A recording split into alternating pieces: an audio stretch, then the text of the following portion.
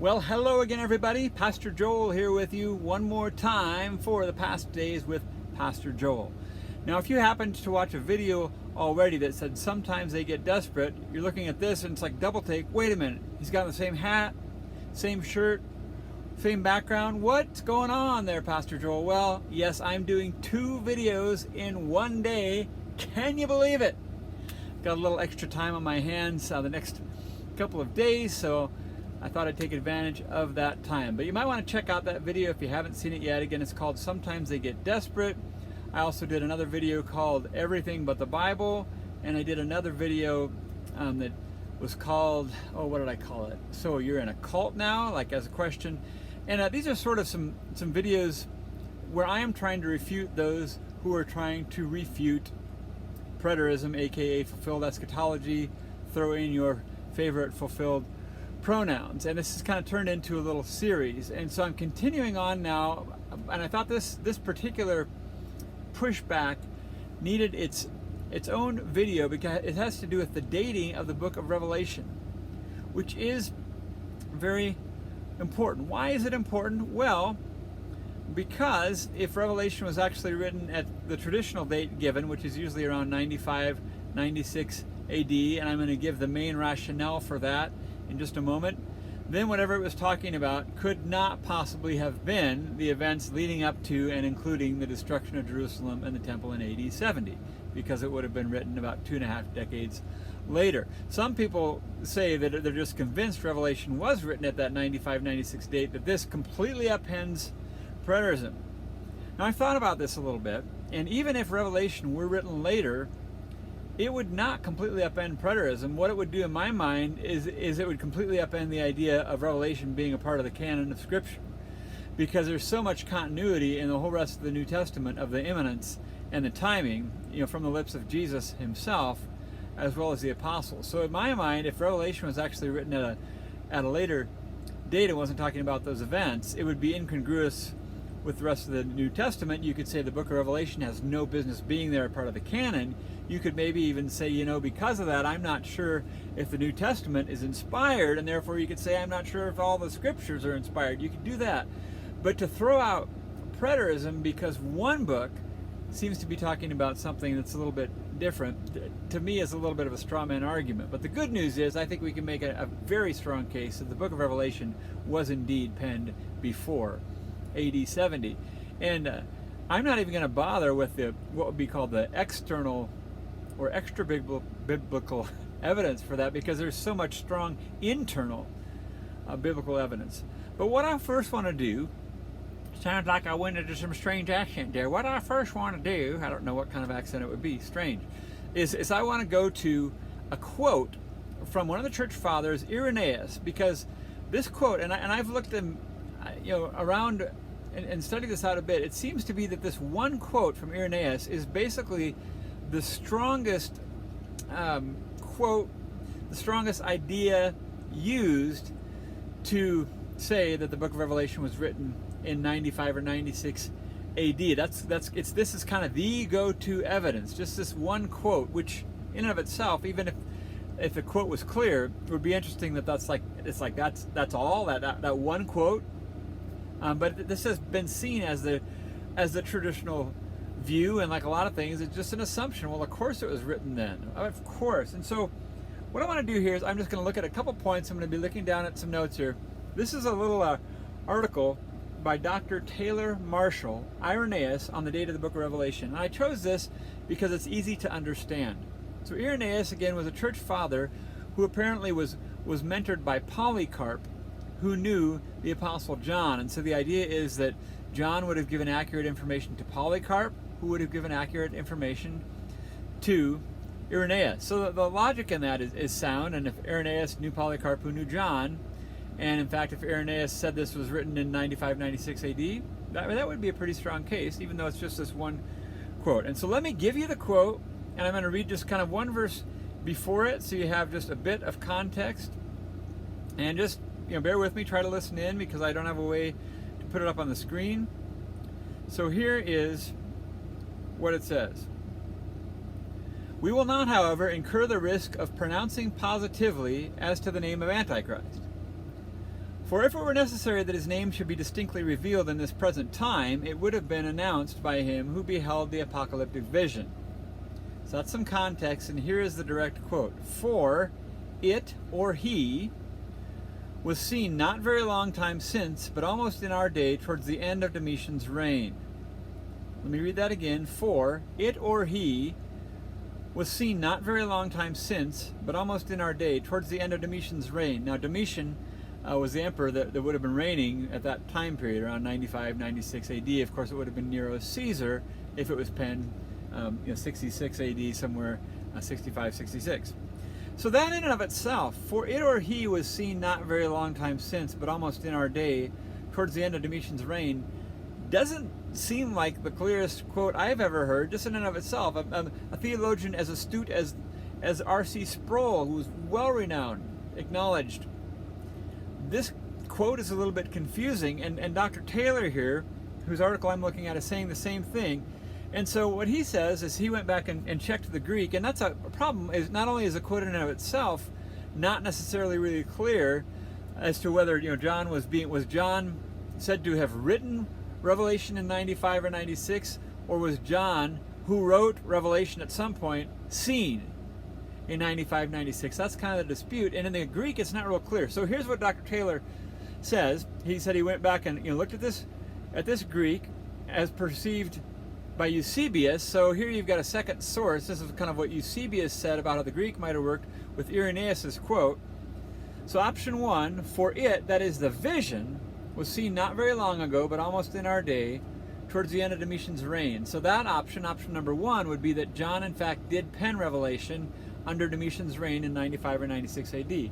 Option two would be, for it, that is the written book, was seen not very long ago, but almost in our day, towards the end of Domitian's reign. So in that case, option two would be Revelation, the book, whenever it was written, was seen in 95 or 96 AD.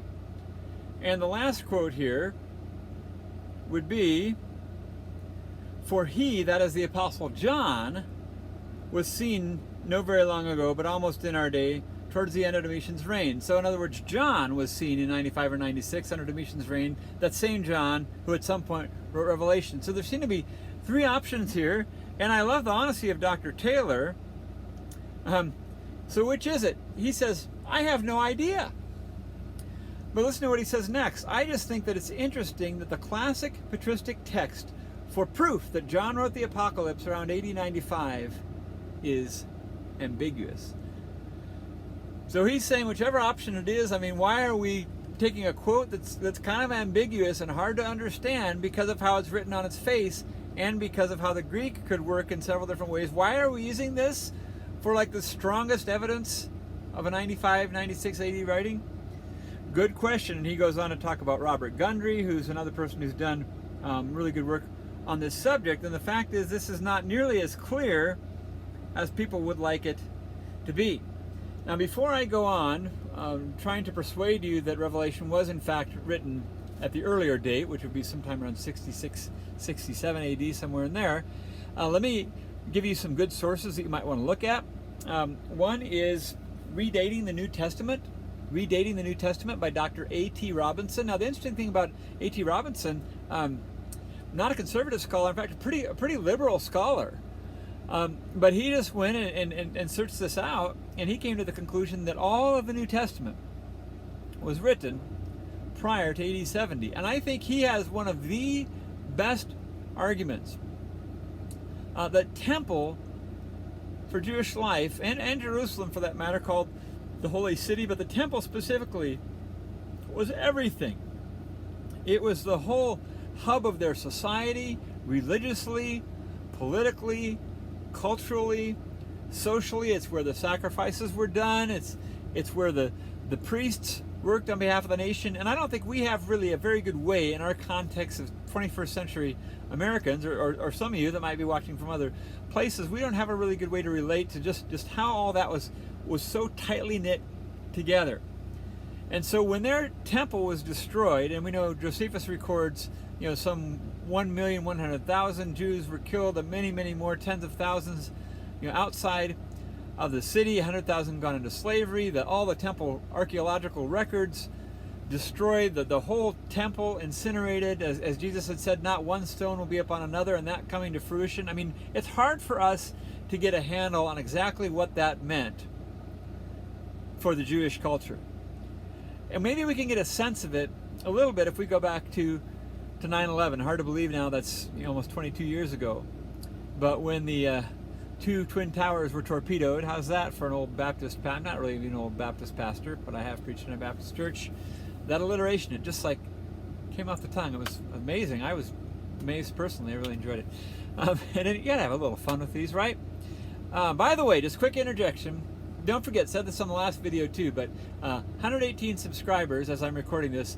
The 125th subscriber, if you leave a comment on my video, let me know you're the 125th, or if you contact me on Facebook or however you want to do it, let me know you're the 125th subscriber, and you tell me what kind of video you would like me to do, and I'll do it. It doesn't even have to be about eschatology. Hopefully it's about something to do with the Bible, or we might all be in big trouble. But I'll make a video and let me know what you'd like me to do and what you'd like to hear about. Also, it was one other quick interjection. I forgot. I showed you earlier this Burros of Berea podcast hat. But if you haven't listened to that podcast, you really should consider doing that. But also, I forgot to mention in my last video that Rick Welch, who's kind of the main one that kind of had the idea for that podcast and one of the hosts there, he did an interview. He was interviewed a couple days ago by Zach Davis. If you don't know Zach Davis's name, you should also check out Zach's YouTube channel. Is doing a lot of great stuff there for the kingdom and fulfilled eschatology. And Zach is someone I've interacted with a few times. Just a fantastic guy. And he interviewed Rick Welch. Again, Rick Welch is the Burros of Berea guy a couple days ago. So you should check out that interview. I listened to it yesterday, and it was really good. All right, so back to this. A.T. Robinson, again, a fairly liberal scholar, believed that the whole New Testament was written prior to AD 70. And one of the reasons for that was because the temple in Jerusalem, all of that taking place, was never, ever mentioned by the New Testament writers. And he found it just unfathomable that something that catastrophic to their entire way of life was not even mentioned by one New Testament writer. So think of it this way, and this is where I was headed, where I so rudely interrupted myself. Think of the Twin Towers being torpedoed in 2001, and there are some American journalists writing a few years after that time, maybe even a couple decades, which would be if Revelation was at the later date, and not even mentioning that. If they were writing about events that are on that same theme, it's impossible to imagine, and that's a conclusion that A.T. Robinson came to. There's no way that these writers, that none of them would have even mentioned the collapse, the destruction, the annihilation, for all intents and purposes, of their entire way of life, their religious system, sacrificial system, everything completely obliterated, and none of them even mentioned it. That in and of itself, that is such a strong case. So you might want to check out his book, Redating the New Testament, A.T. Robinson. Also, just wrote these down here, Dr. Jonathan Welton, a book called The Art of Revelation. Really one of the best things in the book of Revelation that I've ever read. It's very easy to understand, but he mentions some very strong internal evidence in there, Dr. Jonathan Welton.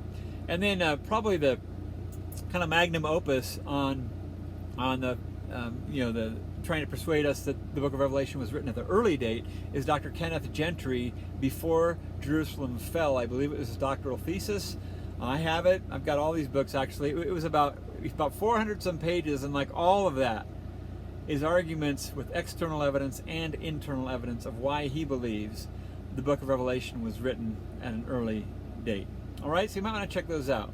Let me now just take the rest of this video, and I'm going to go over some internal evidence. Again, we have external evidence, which would be extra biblical evidence, like maybe writings of Josephus, Tacitus, that sort of thing, or other historical writings.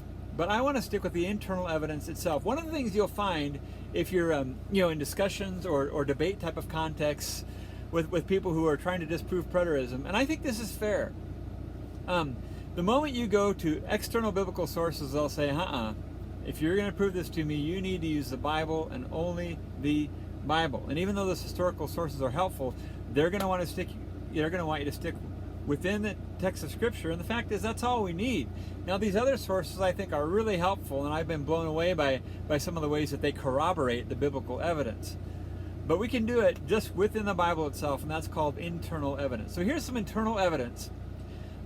Revelation 17:10. You might want to grab your Bible, or at least write these references down. Revelation 17:10 says, 5 have fallen, one is, the other has not yet come. But when he does come, he must remain for only a little while. 5 have fallen, one is, the other has not yet come.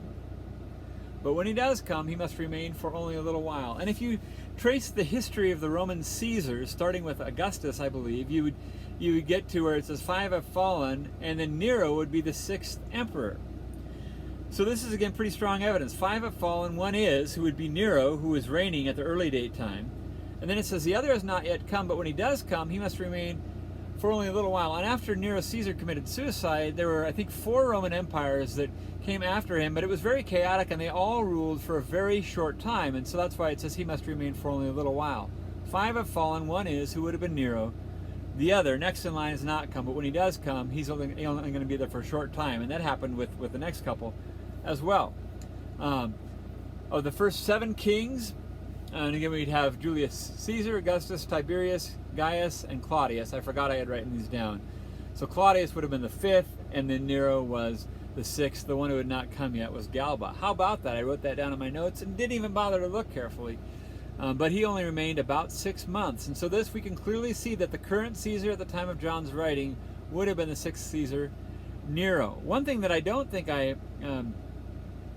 included in here is Revelation 1 verse 9, and it depends on your translation, but John is saying that I am your fellow sufferer in the tribulation.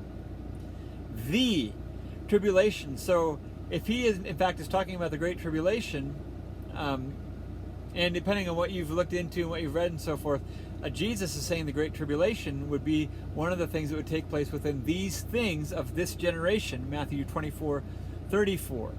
The book of Daniel, chapter 12, verse 1, talks about that same tribulation and also has to put it in that same time frame. So if John is saying, I'm in the tribulation, that tribulation had to have happened within Jesus' contemporaries that he was speaking to, about 40 years, which it did.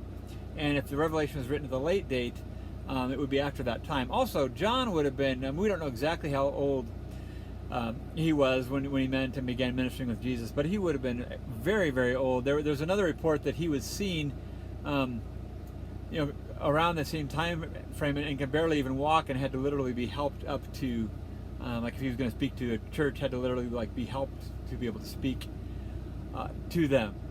All right, here's Revelation 1:7, using Young's literal translation. Revelation 1:7, Lo, he comes with the clouds, he doth come with the clouds, and see him shall every eye, even those who did pierce him, and wail because of him shall all the tribes of the land.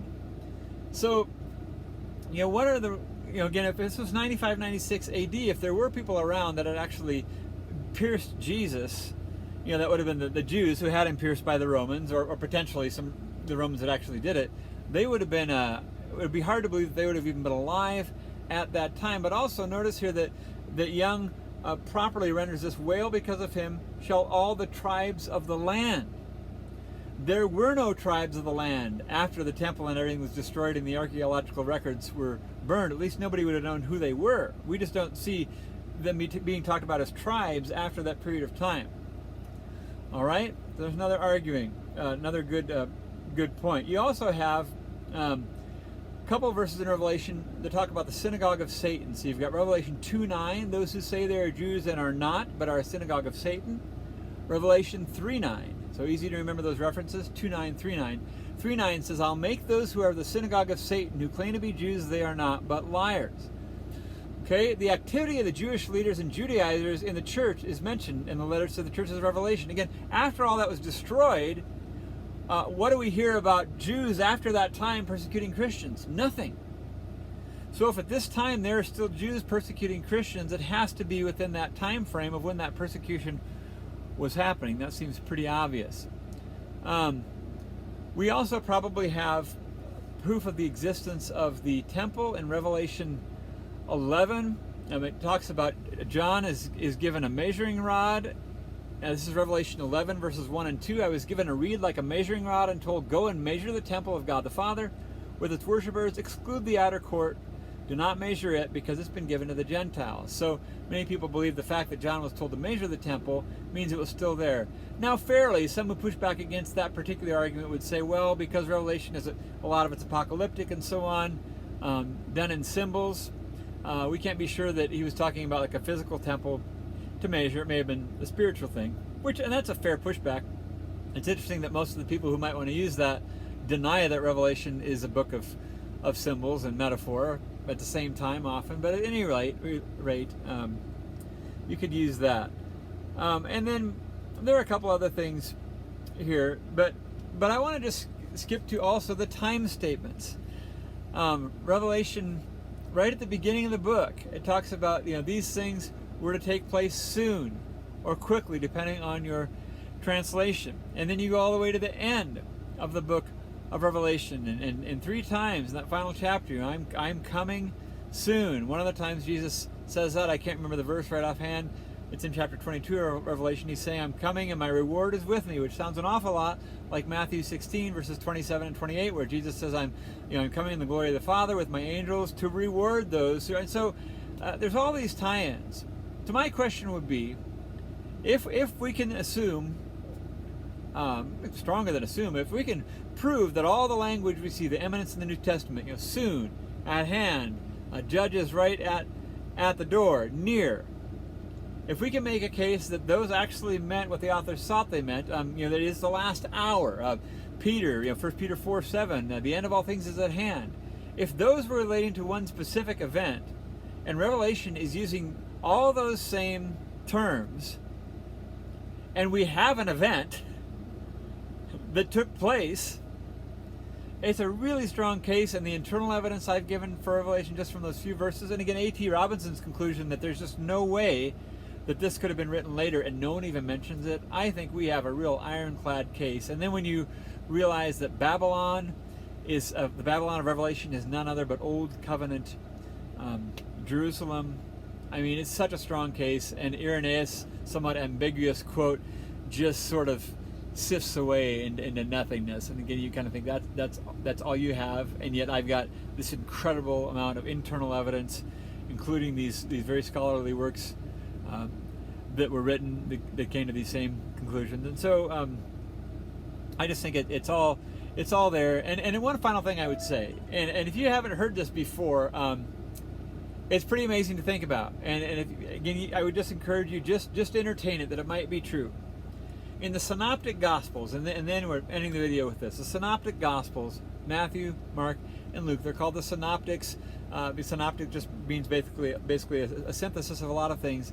You may know that John's Gospel is a little bit unique. He definitely includes some of the same teachings and same miracles, but it has a very different flavor to it. And what's interesting about John's Gospel is he doesn't ever mention the Olivet Discourse. We've talked about the Olivet Discourse in some other videos. We find that in Matthew 24, Mark 13, Luke 21, some of Luke 17, and here and there in some of the parables that Jesus was teaching, we find some similar things that he said. We call it the Olivet Discourse because this was a teaching that Jesus gave to his disciples on the Mount of Olives right outside Jerusalem. And in that discourse, his disciples, Peter, James, John, and Andrew, to be specific, come and ask him, when will these things be? And when will the temple be destroyed? When will it be the end of the age? And when will it be the sign of your coming? They ask these questions. And Jesus is answering their questions. It's a big deal.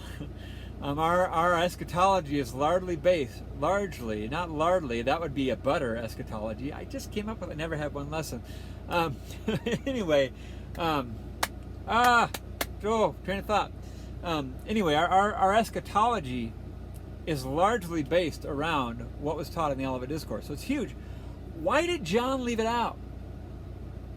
Why did John not mention one thing that we find in Matthew, Mark, and Luke about this incredibly important prophetic teaching where Jesus is talking about these warnings and judgments that were going to come soon? Why didn't John even mention it? And I remember the first time I came across this, and it blew my mind, okay? Like mind grenade, just like that. Maybe I am a hyper-preterist today. Maybe I had too much coffee. I'm a hyper-preterist.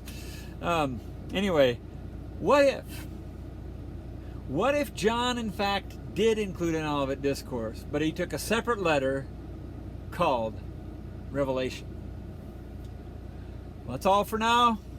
If you've liked this content, if it helps you, please subscribe to the channel and like this content, share it. Please leave me comments. I love to engage, and I do try to get back to every comment. Sometimes it takes me a couple days, but I really like to engage. I like to meet you, and I like to engage with people, and outside of this platform, just to get to know this growing and wonderful community of Christians that happen to have arrived at this view of the end times. But I do love to engage. So please do that.